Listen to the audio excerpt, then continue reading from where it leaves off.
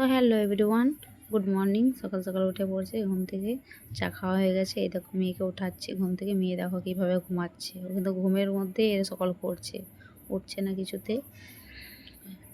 তো তারপরে এই যে মেয়েকে উঠাবো, দেখি উঠিয়ে সমস্ত কাজটা সেরে নিয়ে স্নান করে এই যে ভাত বসিয়ে দিয়েছি। এদিকে ভাত ফুটছে আমার, এদিকে সবজিটি কাটছি, বেগুন কাটছি, বেগুন টমেটো আলু পোস্ত হবে। এদিকে ভেন্ডি কেটেছি, ভেন্ডি আলু সবজি হবে।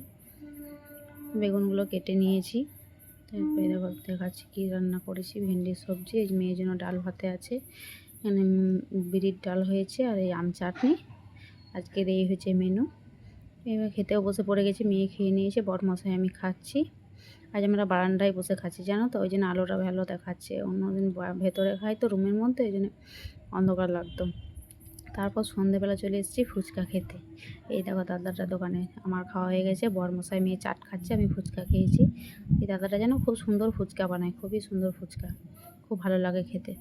তো তারপর ফুচকা খাওয়ার পর বাড়ি আস্তে আস্তে আইসক্রিমও খেয়ে নিলাম। মেয়ে বাটি আইসক্রিম নিয়েছে ম্যাঙ্গো ফ্লেভার, এদিকে আমি খেয়েছি চকোবার আইসক্রিম। তো বরমশাই একটা হাসির কথা বললো, তাই আবার হেসেও ফেললাম। তো চলো বাড়ির দিকে যাওয়া যাক। বাড়ি এসে খাবার করতে হবে, তো খাবার তো বানাতেই হবে। সেই জন্য রুটি করে নিলাম। বরমশাই বলছিলো থাক আজ করতে হবে না, মুড়ি খেয়ে নাও। না, রুটি বানিয়ে দিই। রুটিও করে নিলাম। রুটি না করলে সারাদিন মুড়ি খেয়ে কি আর ভালো লাগে। তারপর সুগারের পেশেন্ট, সুগারটাও বেড়ে আছে বরমশাইয়ের, তো ওই জন্য বলি রুটিটাই করে দিই, দুধ দিয়ে খেয়ে নেবে।